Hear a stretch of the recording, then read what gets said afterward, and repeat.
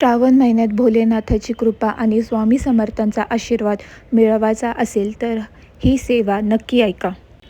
कारण आज मी तुम्हाला एक अशी भक्तिमय कथा सांगणार आहे ज्यातून एक महत्त्वाचा संदेश मिळतो. देवाकडे मोठं नाही मागण्यापेक्षा श्रद्धेने केलेली छोटी सेवा देखील मनापासून केली तर तिचा महत्त्व खूप मोठा असतो. आणि व्हिडिओच्या शेवटी मी तुम्हाला श्रावणात करता येणारी एक सोपी सेवा आणि मंत्रजाप सांगणार आहे. आणि व्हिडिओ शेवटपर्यंत नक्की ऐका. हर हर महादेव. श्री स्वामी समर्थ. एका भक्ताच्या आयुष्यात अनेक अडचणी सुरू होत्या. प्रयत्न करूनही त्याला मनासारखं यश मिळत नव्हतं. मनात सतत चिंता होती. एक दिवस श्रावणाच्या महिन्यात त्याने मनापासून भोलेनाथाची प्रार्थना केली.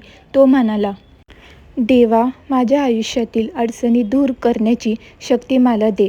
माझं मन शांत कर. त्या रात्री त्याला स्वप्नात स्वामी समर्थांनी दर्शन दिलं. स्वामी समर्थ त्याला सांगितले, श्रद्धा ठेव, सेवा कर आणि मनात चांगले विचार ठेव. स्वामींना त्याला एक साधी सेवा सांगितली होती. आणि श्रावण महिन्यात शिवलिंगावर जल अर्पण कर. ओम नमः शिवाय याचा जप कर आणि माझं स्मरण कर.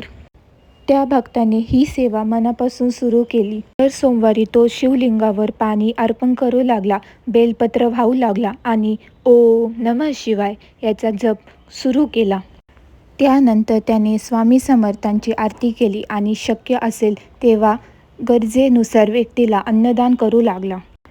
काही दिवसांनी त्याच्या आयुष्यात परिस्थिती हळूहळू बदलू लागली. त्याला नवीन संधी मिळू लागलेल्या आणि सर्वात महत्त्वाचं म्हणजे त्याच्या मनाला शांती मिळू लागली.